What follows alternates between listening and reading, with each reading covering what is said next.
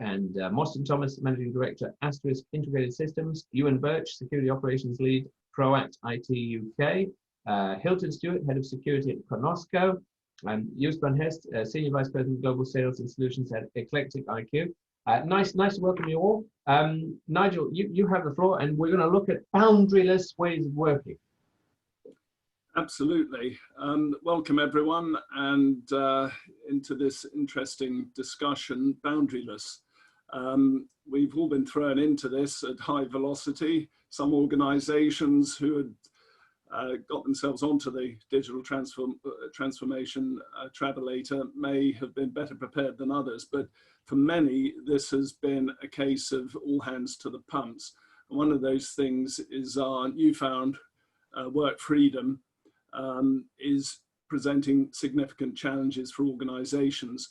But with one person's challenge comes another one's opportunity and managed services. Being prepared for boundaryless working is about being prepared, from my perspective, for the shift in unpredictable ways, often driven by business activity-led priorities. I would welcome your initial views, just set the scene, baseline your experiences with boundaryless and what your challenges are. Maybe start on my top right, Mostyn. Oh, you're on mute. I know, my space bar wasn't working, sorry about that. Thank you, Nigel. I think you should just a quick introduction to not take up too much time, is it? So my experience is, just to give you my background, I work with a lot of MSPs, and a lot of them work in the smaller side of our industry, obviously with SMBs and some micro businesses. And obviously some of them have already been working from home pre-COVID, but since then they've all been thrust into this working from home environment. So I think the problem for most MSPs that I'm dealing with who are trying to look after this equipment and maintain the same level is the lack of visibility of what's going on, where they weren't actually in the same office before as the customer. They could put adequate monitoring and visibility techniques in place to know pretty much what's going on and how to deal with those issues. Now that has changed completely, and they have had to change their method of operation, or are trying to. It's not that easy. A lot of the tools they work aren't very agile, should we say, to that way of working. So it's presenting a huge challenge for me, indirectly via them, really, to provide that. I'll let someone else have a word, but is that okay? Yeah, perfect. Euan. Well, first of all, sorry about the odd background. I was sent very last minute to Manchester to do an on-site penetration test. So I'm currently sitting in the hotel. I've been at the data center. I'm here now.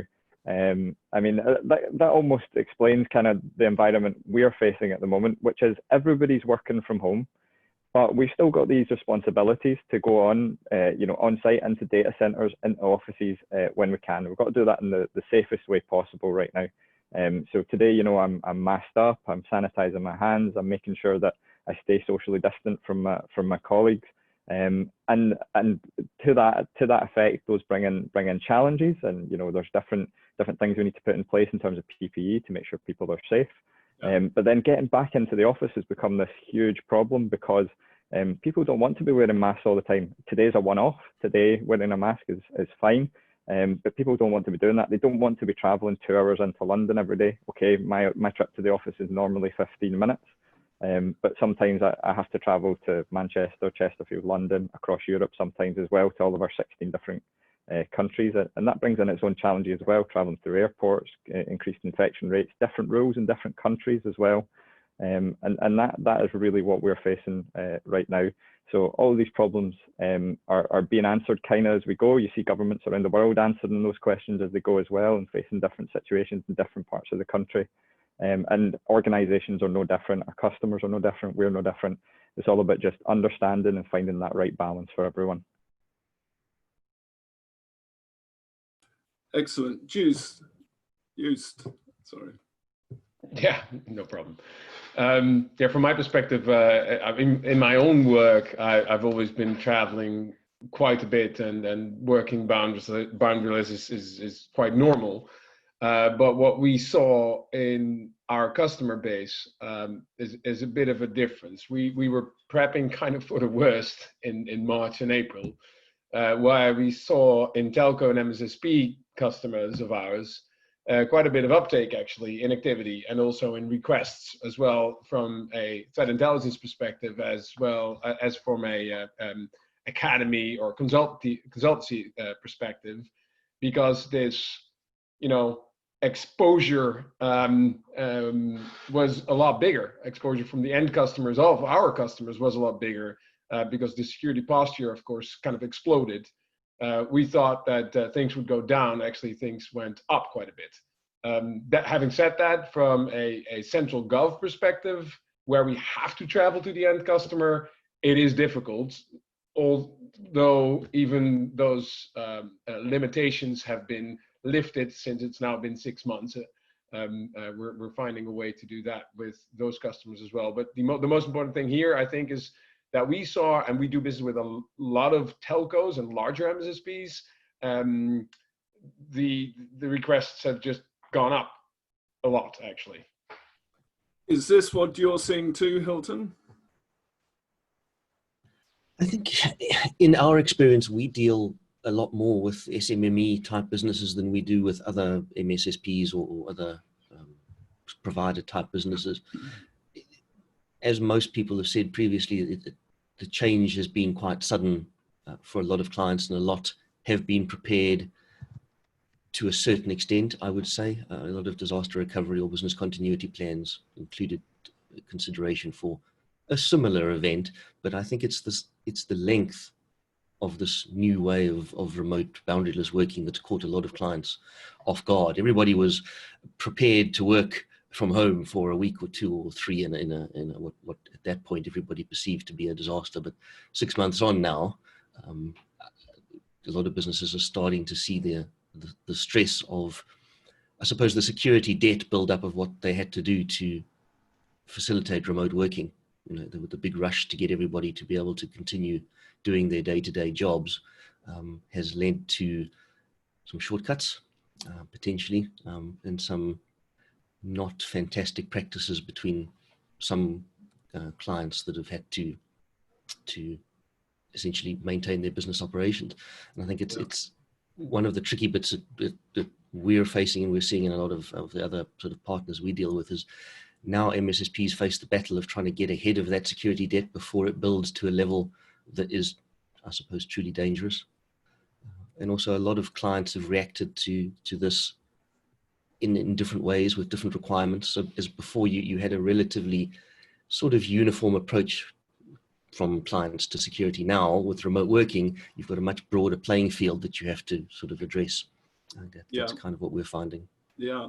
That security debt's an interesting one, and I think Mostyn, you alluded to that as well in terms of diversity of security products. And we all know in the security space the number of security products organizations have, and trying to get those to adapt in real time and to start to flex to that dynamic boundaryless way of working. And I think cloud can't be ignored when we're talking about this, and perfect timing. We've got Euan. I'd welcome your views, because obviously, as I said, we can't ignore cloud when we're talking about boundaryless, and we're seeing ourselves, 84% are seeing many advantages in a cloud native scene-based environment for cloud hybrid environments. Do you see the future of managed services moving to a cloud-based platform model? Do you see that as a viable way of getting ahead of some of that security debt? Thanks, Nigel. Yeah, I do. I mean, we had a bit of a debate on this panel a few days back, but if you just look at how the market's moving anyway, with software vendors moving to containerization, and developing applications for portability and mobility around different clouds. You've got new cloud entrants, Google Cloud and IBM Cloud, and Oracle and everybody else wanting to play in that space. And software vendors are going to take advantage of that and find which is going to be the most cost-effective way of delivering their applications. we as MSPs and security providers and managers, I think our role will effectively change when we're custodians and managing that security gateway for our customers. And I think that's what's really exciting. I've seen a huge change over the last 6 months in customers' appetite for actually deploying more robust infrastructures and more security. So I've actually seen an increase. I mean, from us as a business, and I'm sure it's the same for everybody, that we've had an incredible period of activity and productivity, and for us now, our challenge is to innovate and become more efficient in the way that we're delivering our services because of the demand is so high.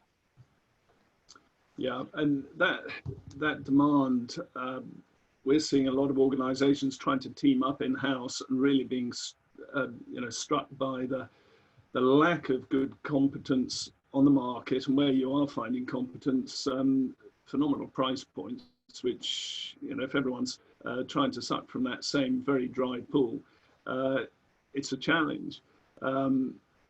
Is this something you're seeing too? I think it's always been an issue, hasn't it? Talent's never going to be something that's going to go away, and unfortunately, we're in a world where people will have to pay bigger salaries for the best people. It's just the way it is. It's in every walk of life, whether it's football, rugby, cricket, sports, whatever. The best people get the best money. Yeah. But I certainly see a huge change in how universities have reacted to developing and creating more talent coming through. We're working with all of our local universities in Birmingham, and we've seen a huge intake of more students who want to get into security and see it as a great opportunity to earn good careers and good salaries, as against what used to be maybe computer science courses. Now they are very much specialized in cybersecurity, AI, and areas like that. So I do see that sort of talent pool increasing over the next 3 to 5 years, certainly. And Hylton, you do a lot with the SME space. That must be a really challenged space. Organizations that perhaps don't have the same kind of budget, agility, depth, deep pockets, etc. Are you seeing that? True, that is often a problem with the SME space. We are seeing it to a certain extent. I think on the plus side, it has raised awareness about the requirement for security. I think relatively often you find in the SME space, there's sometimes an attitude, I suppose, of I'm not worth being a target for cyber attack, etc. And I think one of the things we're seeing is that remote working has opened a lot of executives' eyes to the possibility that this is actually a thing and it's worth paying attention to. And it's certainly the whole remote working and the change with lockdown has reshuffled a lot of companies' budgets, priorities sort of in the middle of their year. So although a lot of the companies that in the SME level are traditionally more budget constrained, I suppose, for security, I think they might lag a bit behind in right now while budgets are a bit constrained, but it has opened the possibility up that from their next budget planning period now, there will be a greater focus on security, driven in part by what's happened this year. And Mostyn, from your perspective, I understand you're very focused on the scientific community, your organization, and as the demand for managed services to supplement and augment internal teams, do you see great opportunity to become more domain focused for managed service providers around particular sectors? Because obviously that agile threat landscape does present challenges if you're trying to be more broad spectrum. Yeah, yes, yeah, I would agree, I guess. Sometimes in the small business sector, you can't always choose one or two verticals, but I do agree that if you can, it is better to specialize, absolutely, because they do tend to have more shared experiences and more shared sort of vulnerabilities as a community. But it is good. I think what, just to cover your point, what we would do definitely, and what we advise, and we work with a lot of them, is trying to steer away a little bit from the cybersecurity talk and talk about a risk profile. We constantly trying to push this risk to the business, and in many ways, as Hylton said there, yeah, it's harder to get budget from smaller businesses, but actually the risk to their entire business is way more, because one cyber attack could pretty much end their business. Larger ones, okay, if you're BA, they had a huge attack, but they're going to survive. Probably something else might finish them off. But so we are constantly trying to talk this risk profile bit to them. By identifying risks for verticals, it would be better to specialize. For instance, if you're in indeed the scientific or finance or Medicare sectors, if you know their risks and their particular weak points, you can give much more targeted advice and will be seen as more of an expert to them, which is what they need right now. And to come back to your original point, I think that our local universities are just waking up to sort of teaching critical thinking and problem solving, as opposed to just computer science, which is great. But I think that's what we need in our industry, definitely. And in many ways, a lot of students, a couple of members of my family work in a university, and they are much more energized by that type of role than just traditional computer science.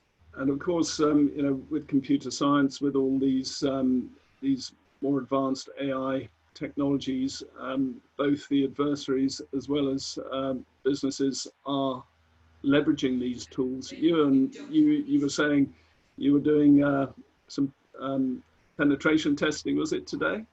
Right. Yeah. Are you seeing a lot of these new automated sort of ML-based threats coming at organisations and sort of raising that bar? Well, we're really fortunate at Proact that we see things from a wide variety of different sectors, and that's certainly some of the threats that we're seeing. In particular, there's been a massive increase in threats from home-based technology. So I think we'll have seen recently, you know, RDP, VPN, lots of really scary threats happening in those spaces, stuff that we have to secure really, really quickly. And it is because there are people sitting at home, there's threat hunters sitting at home going, right, what should I be testing right now? You know, how can I find my bug bounties? I want to bring it back just slightly to something that Ian touched on. At Proact, we also have some links into universities as well. So Glasgow Caledonian University. And I noticed Ian Sneed in the chat has put, you know, training doesn't produce talent, experience does. Absolutely correct. Experience is so important. It's been really important for me to get that experience coming out of university in the last, you know, 7 years or so. When I started at my university course at Glasgow Caledonian University, we had 20 people. That course now takes 100 people a year. There's 400 plus people on that course. It's grown in that tiny little time. You know, pressure does make diamonds, so getting that experience is really important, but it's also important that we have the right training to underpin that. So having those links with universities, getting them that industry experience, it's really, really important to bring people through into the industry like myself, and get us started on that and get us moving through the chain. And eventually the talent does come to the top. And again, you know, you end up traveling, you end up doing lots of exciting stuff. It's really, really, really great place to be in cybersecurity, and in particular, you know, I would say come join us at Proact, but I'm sure the other guys as well would say come join us at our organisations. There's lots of great jobs out there. Yeah, and I totally get the training challenge, and you don't breed experts overnight. We've had great success with mentoring, training, and then tag teaming with more experienced consultants and getting that knowledge transfer. And we're seeing a lot of clients now asking for greater knowledge transfer integration with their existing teams as we're implementing solutions. And alongside that comes that automation question. And Joost, I'd be interested in your views on this, because you know, the 20th century brought us task automation. Put it another way, it was almost alert manufacturing, and of course it just saturates everyone. And I think 90% of companies in the Sumo Logic research were saying that automation is the best solution for dealing with those large volumes of alerts. But recognizing that the future of AI and machine learning automation, whilst it's in the marketing blurb, it's not coming through and really hitting you know, where we need it at that labour front, cold front, as well as actual benefits. We're not seeing that yet. Maybe you can talk to that a little bit.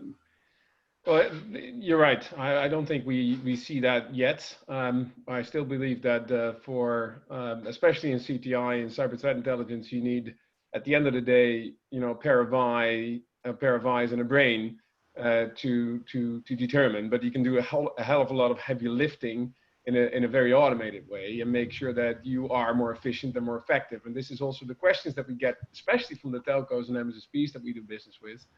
Because of the scarcity of talent in the market, because of the fact that there's just a few people out there that really know what they're doing, how can we make our SOC team more effective and more efficient? And I believe that this is what indeed we need to focus on. A very good remark from someone in the panel was indeed talking about risk. This is also what you need to do with, you know, an MSSP or telco, in my opinion. They cannot have 20, 30, 40, 50 more people. So just making sure that we do things in a very effective and a very efficient way is probably most important. Now, how do you explain that to an MSSP end user or customer is difficult, is also what I understood from my customers, especially since now everything's kind of decentralized. And still they don't want to pay any extra money. The work has become more difficult and there's more work to do. So driving to efficiency, using tools to a certain extent, but you cannot rely on just a tool set. You have to get good people in. And I think, you know, just for the last 10 minutes, I'd like to take a little pivot here, because we're talking about the, you know, teams that take on bigger tasks, more sophisticated attacks, and the traditional tool sets are overly complex, and they're finding a mismatch with the new boundaryless landscape. They're having to have to get their arms around, and the density of alerts, the agility of threats. You know, all of this is incredibly daunting. So it's really a case of prioritizing. And I think one of the areas I'd like to drill into is how you're finding the SecOps operations in organizations working closer with business to really get behind those business priorities in terms of where they're spending that money, and how you see yourselves getting supporting organizations in that business focus outcome. Maybe Euan, you can kick off with yourself. Yeah, I mean, I think on that, it's interesting because obviously it's an evolution, isn't it? You know, where we are today is certainly a million miles away from where we will be in 5 years' time.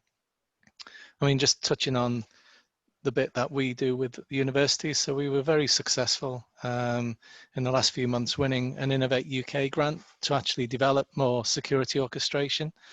And bringing that augmentation of information flow coming in from all of the different things that we do. So vulnerability scanning, the SIM tools, everything that we use every day to manage our infrastructures and so forth.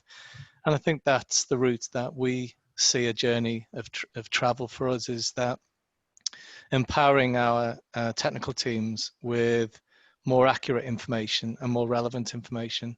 And as you touched on, Nigel, you know, SIM tools not properly configured can just create huge storms of information, and it's actually sifting through the relevant information that's going to be effective. AI and machine learning will help to reduce that sort of those data storms and that information storm, and we can really hone in on what is the most relevant risk to that business at the time. And you're right, and which I touched on earlier on about containerization and portability of applications. We're also going through an evolution in business where everything is being decentralized and budgets are being held by different departments, and they're actually making different decisions around IT expenditure based on application performance and what's right for the business. So whether it's a CRM or financial system, they're actually going back to what it used to be like 20 years ago, where departments could actually buy their own systems and then just say to IT, you know, make it work, integrate it into what we've got. I see a return to that sort of environment where departments are actually doing more of the buying of systems. So that dissemination of that sort of SecOps function more broadly across the organization, working more in an ecosystem way. Yeah, so maybe a good example would be some threats around behavioral alerts are coming through because of a certain employee activity, and that would be more than closer liaison with HR to find out, you know, what's gone on. Has HR, you know, put this person through any disciplinary process that the SecOps aren't aware of? So closer communication lines with departments to find out and gather more information about what's going on within the business so they can effectively make the right decisions, and the SecOps team supporting those departments with the right information. Joost, do you see that yourselves, that business prioritization as part of the cure here, really focusing where the value, you know, understanding those threats more precisely, working closer with the business? Do you see that as part of the solution?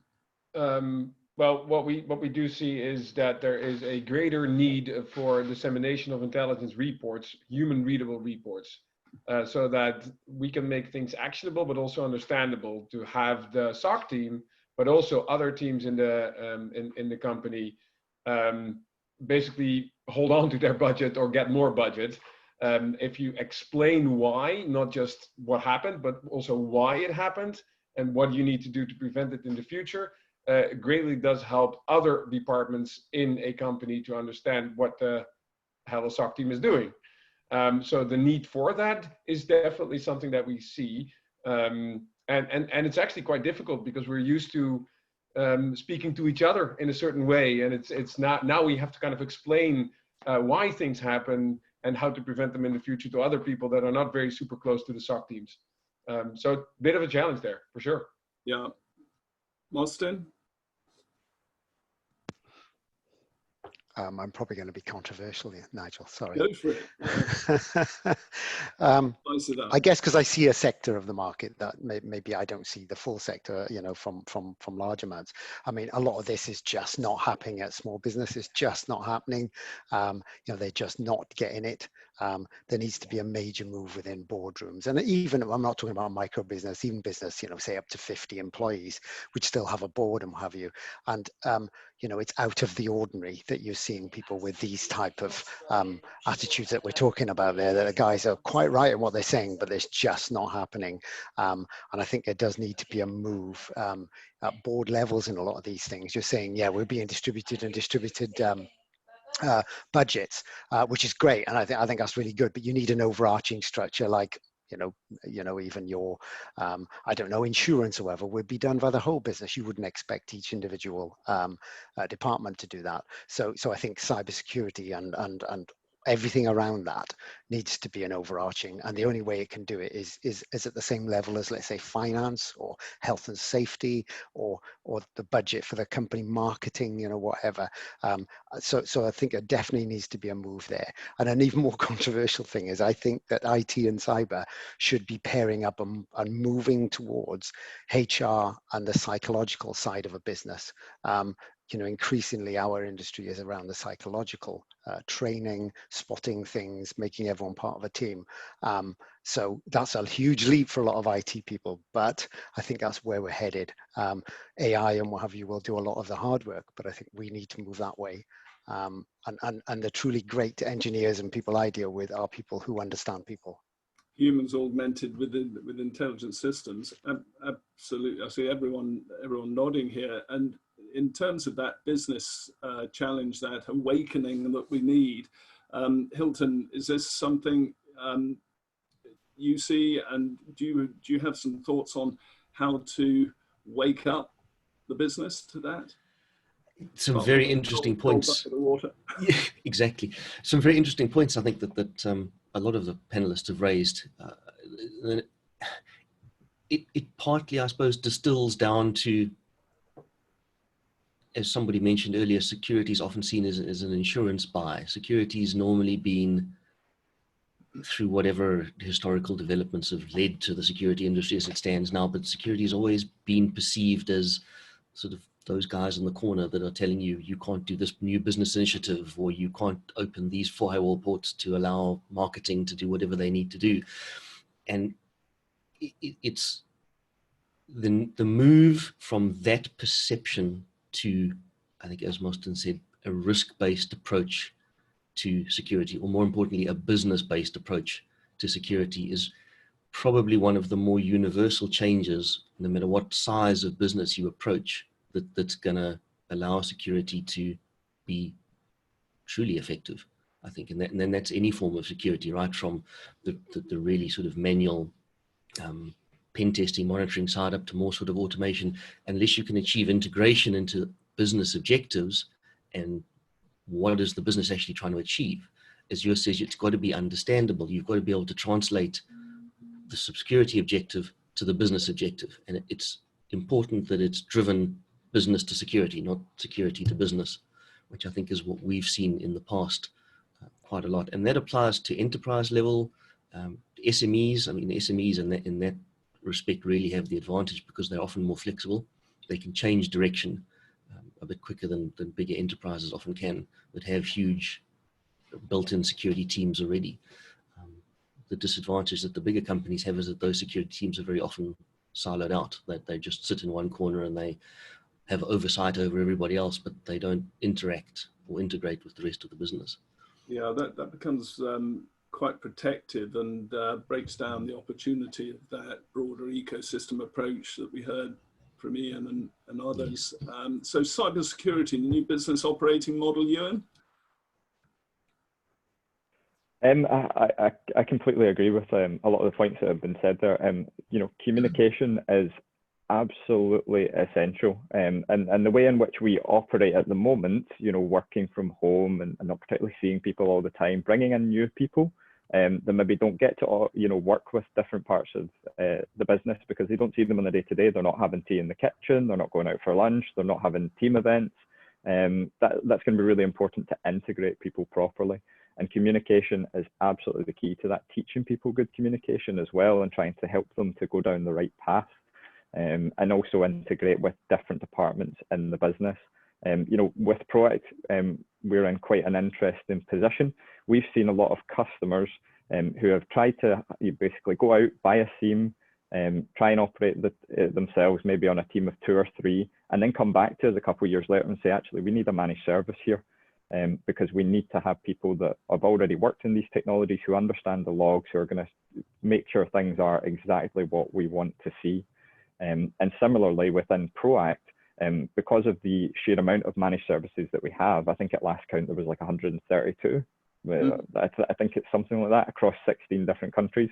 We see all these different technologies all the time. We see everything from VMware and NetApp all the way through to AWS and Azure. We see cloud, we see on-site, and we get the real data coming into our team, and then we do our threat hunting and we do our threat matrix, and we really work with the customer, communicate across different departments. We don't want to just talk to the security team. We want to talk to your HR department. We want to talk to the people do the insurance. We want to understand what your business does. And I think that's really, really important. And then to Tim's point in the chat, giving that data over to management, put it in their terms, understand what they want to know. They maybe want to know, you know, what percentage of risk is in this area. Give them a big map of their organization and be like, well, this area is a red and this area is a green. It really can be as easy as a traffic light system. And then people who need to get into that data, the security teams, you can give them that context that they need to be able to do their jobs. Perfect. Well, gentlemen, we've come to time for this panel. And if I can just quickly sum up, I think we've sort of all consolidated around some core themes, automation and business. And I think the future will rely on humans powered by automation, a hybrid model that works in partnership with service providers.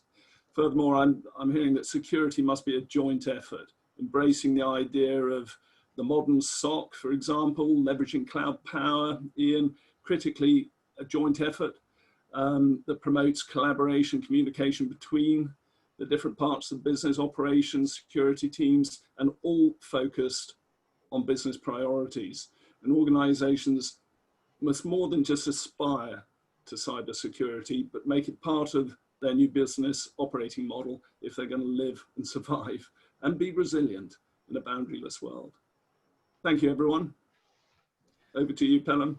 Perfect. Well, thank you very much, Nigel, and you know, for such an epic panel. You know, it's the elephant in the room, the boundaryless working, and I'm glad we've got to capture it this year.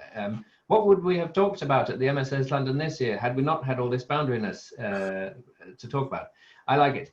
We've got some lovely comments in the audience. Javad, who's up next, says completely agree. Great panel, folks. Aman, he says good discussion. Thanks all, and he's clapping. Tim says thanks very much. This has been an illuminating discussion. We've got a lot of nice interactivity throughout it. People have been sending me direct messages. I'm sure they were meant for the whole group, but they were positive. I will see you very soon, Nigel, for another panel. But Mostyn, Euan, Joost, Hylton, and Euan, thank you very much, and I will see you very soon. Thank you. Thank you, everyone. Stay safe. Thanks, everyone. Perfect. It's not every day. I'm just trying to move everyone. Not every day we get such great people on the panel together. It's a pleasure to welcome everyone, and that's really